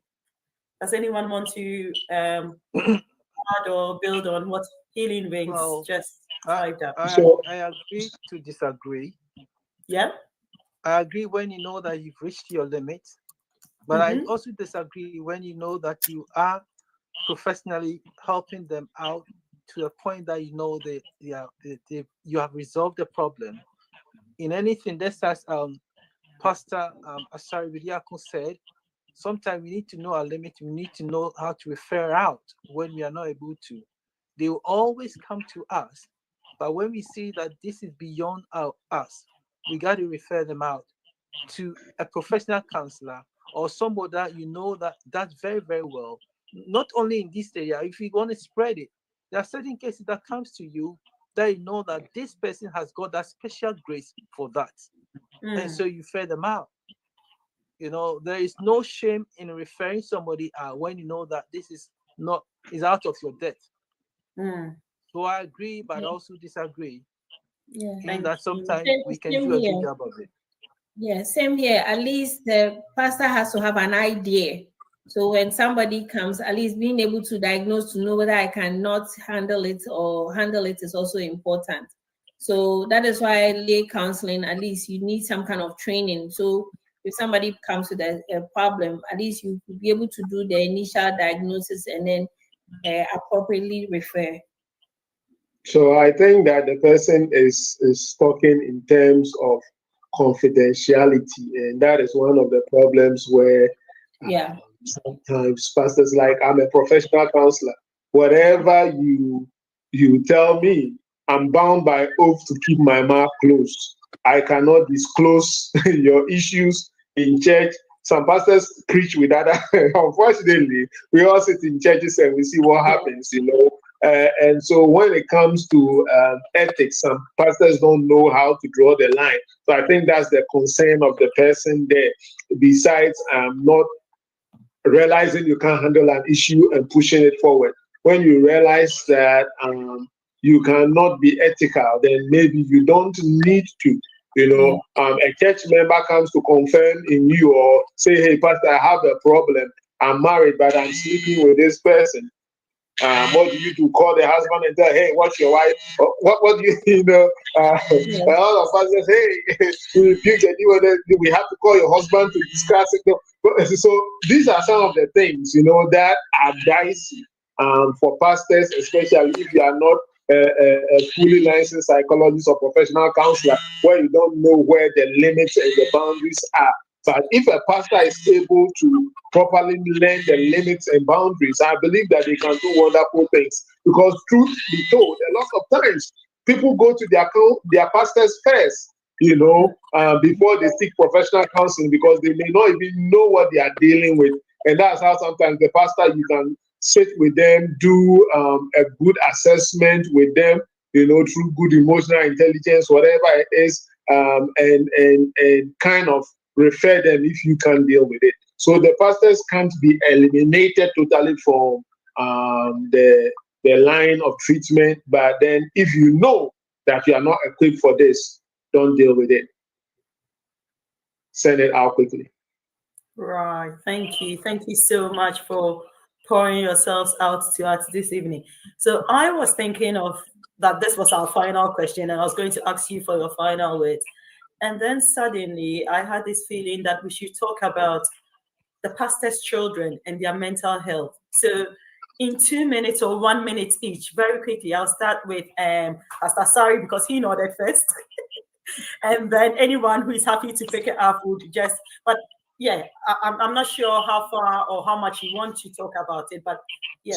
So pastor's children are the most unfairly treated. Let me put it that way. And that's why a lot of times you hear pastors' children vow that, as for me, I will never ever be a pastor. Right? The pastor's child is as ordinary as any other child. The pastor's child is not the pastor. The pastor's child is not the standard for holiness or purity. The pastor's child is not. But unfortunately, in the church, you hear church members, oh, you are the PK, you are the pastor's kid, and you are doing this. You are the pastor's kid, and you are doing that. Your father or your mother is the one. Pastors are not only men, by the way, they are women pastors. Your mother is telling us, teaching us this, and you, after all, yes, that's their mother teaching them. That's not them teaching you, right? So a lot of times, what happens is that people don't realize or recognize pastors' children as outside pastors. And that becomes a problem for the children. And a lot of times what you see is rebellion, because they are, quote and unquote, being forced to do something that they don't desire to do. So a regular person, maybe you got born again before you decided to do Bible study. A pastor's kid is expected to do Bible study, whether you are born again or not. This is the way. You decided to choose Christ. They don't have an option. So a lot of times what happens is that there is a lot of rebellion in it's a whole topic on their own, on its own, right? And that's why time and time again you see pastors' kids rebel and do the opposite of what is expected of them. Life as a pastor's kid is very, very difficult. Let me put it that way. Yeah, thank you. Auntie Amy, so just in relation to that pastor's kid, let's say there's a pastor's kid who is watching us, they know they are depressed. What should they do? And of course, they are not going to talk to their parents or whoever their pastor is because of society's expectation. What should that pastor's kid do now? So exactly what we are telling their pastor, they also need to find somebody to talk to, because the pressure on them is great. they are used as, if nobody is there, they are used for everything. They are used for examples. They are used for, there's too much pressure on them, and sometimes they don't get, how should I say, they don't get to experience their fathers and mothers the way others do. It's almost like everybody is taking their time. What about us?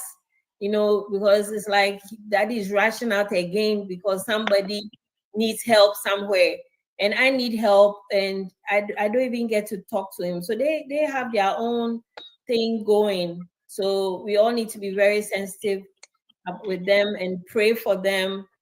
And they need to also find a support group, find people that they could talk to. But that is, we are talking about where we all come from, that it's not easy to find people to talk to. So we don't even know we can talk to somebody, but there's always somebody around. Sometimes it might be talking to a teacher or somebody, a grown-up friends, but find somebody grown.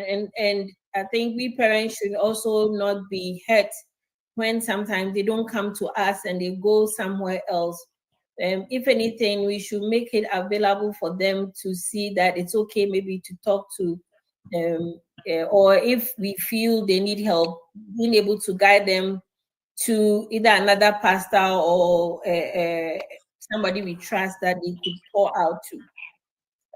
I found out with my own children, sometimes they feel more comfortable talking to somebody than me.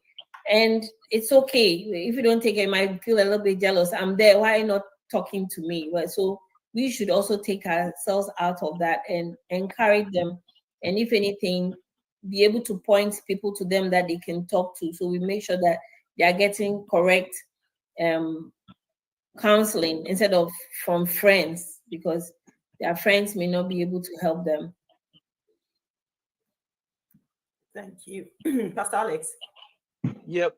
Very important topic and a very interesting subject. I'll take it on 3 angles. Number 1, relationship building with your children, family. Okay. Number 2, establishing rapport with them. Okay. And number 3, confidence. Why am I saying this? There is a saying that charity begins at home, and rightly so when it comes to ministry. As much is expected of he who much is given. I'll tell you practical experiences that I have. So if we are able to build that relationship with our kids and our family at home, it helps. If it does help, children choose who they want to go to, whether it's mother and father. They'll build confidence in one person. They always go to somebody that they think they can get away with, and not quote unquote. They will have that relationship and rapport with them. If it is, so be it. At least you have one person in their home that they can always go to cry upon them, tell them what their issues are, because they know that if they go to the other person, they'll be told off, or they will say that they are bad or so. Relationship building is very, very important, and rapport establishing, and then also making sure that they have your confidence. Okay.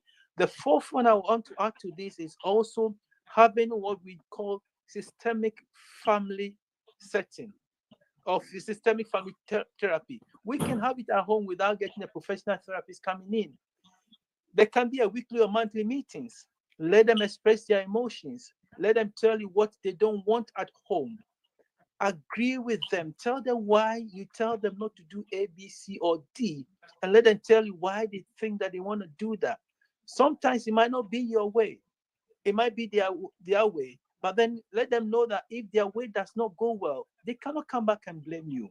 So we need, as ministers and as a family, we need to have these 4 things in place. Relationship building, establishing rapport with them. Some people will choose who they go to as a family. Then let them have confidence in you. There's certain information that could be highly confidential to them. Maybe something that somebody at school told them. They want to get advice from you.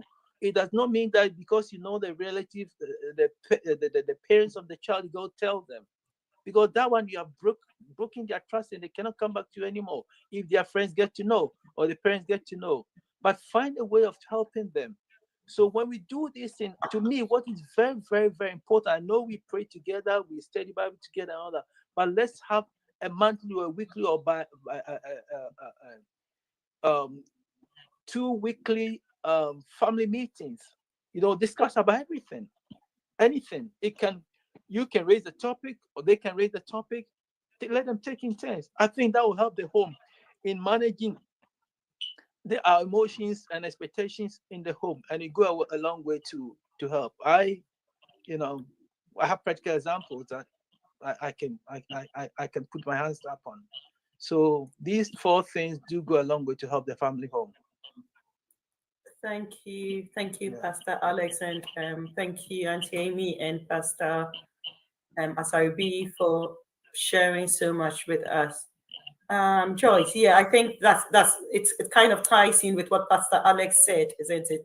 And you're also saying that sometimes you think it's as a result of seeking attention.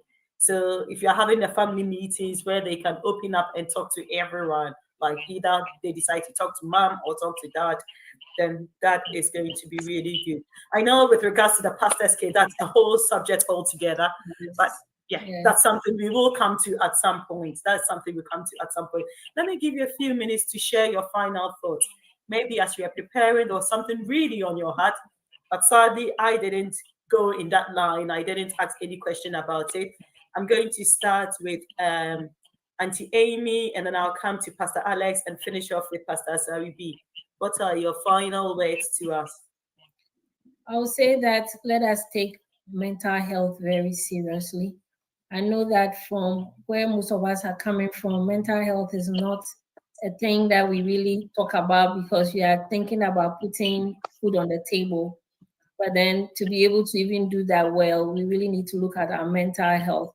We really need to read more about it and know that it's not a stigma to seek help if we think we can't cope well or we think something is wrong with us. And I'll say we really need to build our support system. As we are now becoming so urbanized, the old systems that we used to have are breaking down. We used to live in big compound homes. We were in touch with our grandmothers and our aunties and all that. And when you can't talk to your parents, grandma is there. Your confidant is grandma or the auntie in the next room. Now, all those things are not there anymore. Maybe that is why mental health issues are becoming more rampant in our societies now. Because when you go to the Western societies, it's more individualistic. Me, my family, me, myself, and I, or you alone, and you are in your corner.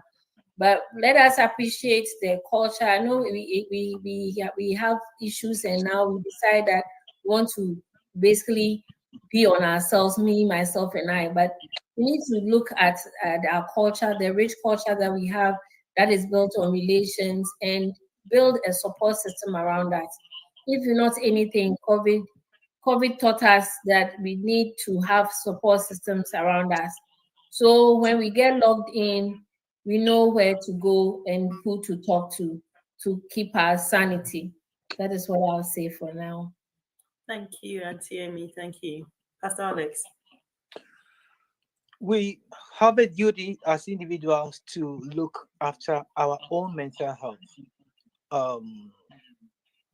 What the Bible says that we should work out our own salvation with fear and trembling. We should take that into consideration when when it comes to our mental health. We need to look after our emotions. We need to look after our psychosocial well-being, so to say. Because when we don't look after this, that's when it triggers on to other things that we don't want to see in our society. To be quite honest, there is a saying that you don't have to be mentally ill to suffer from mental illness. And it's true.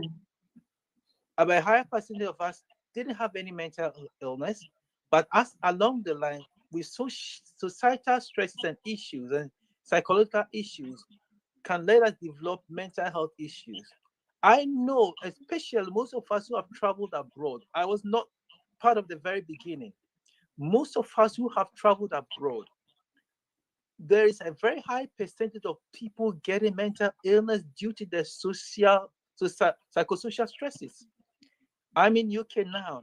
I hear the story of people coming from Ghana. I heard some today. I heard some yesterday. I heard some a few weeks ago.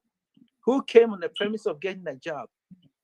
They came on the certificate of whatever they call COP, not getting jobs. Where does it leave them? People are living at the mercy of other people. Where does it leave them? Some people are even married. Where does it leave them? Is that person going to end up in a marriage? A married person is going to end up in a married person's house and room and do what they would rather not do it? Why would such a person not get depressed? And when they get depressed, are they going to live out? You know, they will live this. They might not tell anybody though, but they will live with it for the rest of their lives, unless they get to know that yes, you've done it. Yes, it is unlike you, quote unquote, sinful. But talk to somebody about how you're feeling about it. Get it addressed.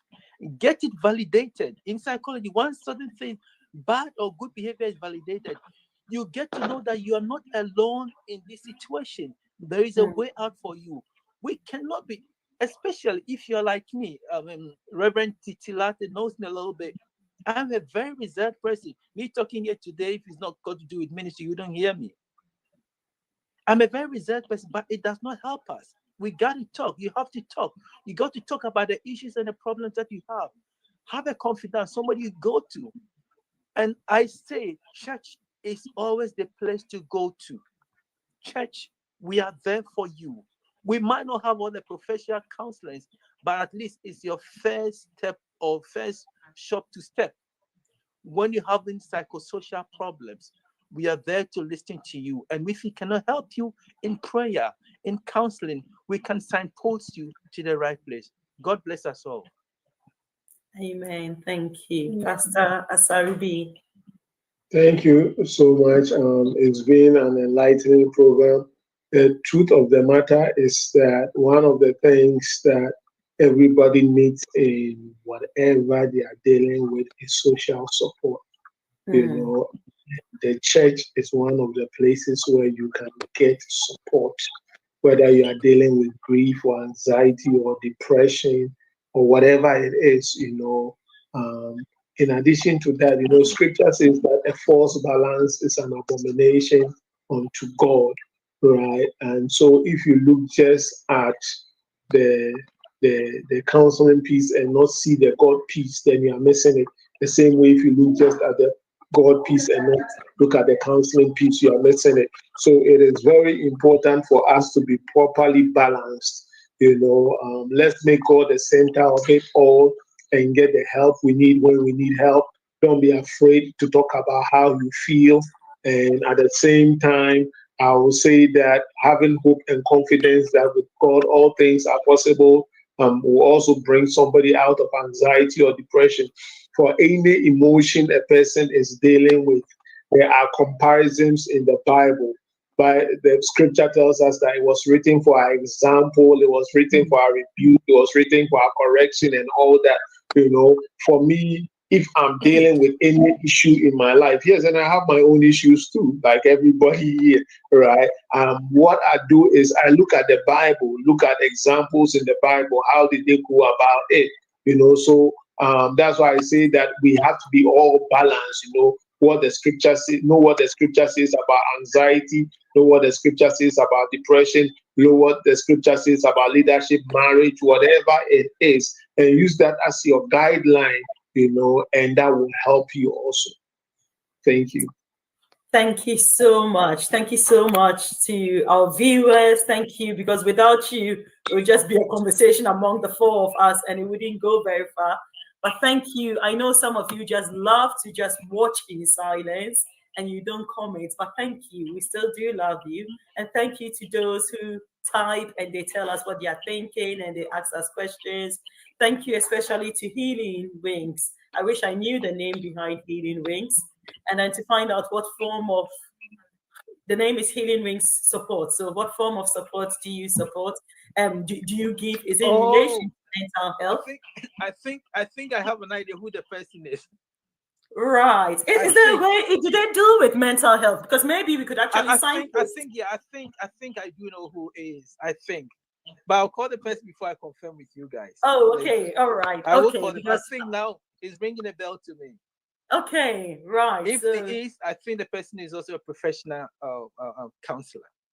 okay. He's a person I'm thinking. I sent it to quite a few people. That's ringing a bell. Right. Okay. Thank you. So she has managed to stay mysterious. She hasn't given very much away. Just sharing her thoughts. I think she's using her business thingy. Right. But thank you so much. Yeah, and I'll touch base with you later. Maybe we could signpost people to your ministry so you could support them to get their mental healing. But thank you so much. It'd be nice if it's also recorded. I don't know if it was, but if it's not, maybe another time. Oh, this is on YouTube. This is on Facebook, so you can always revisit. Okay. You can always and let's just keep sharing. And usually what happens is some people watch in between and then they go back and they rewatch. And I usually go back and then just listen because there's always so much to learn from any of these programs. So thank you so much for making your Sunday afternoon. For those of you in the US, Sunday evening, Pastor Alex, thank you for making it available to us, Wisdom Conference. We are really grateful. We pray that the good Lord will continue to bless you and bless your ministries and your families and all that you do. To our viewers, thank you once again. And we hope to see you same time next week for another edition of Wisdom Conference. God bless you and thank you. Bye. God bless you too. Thank you.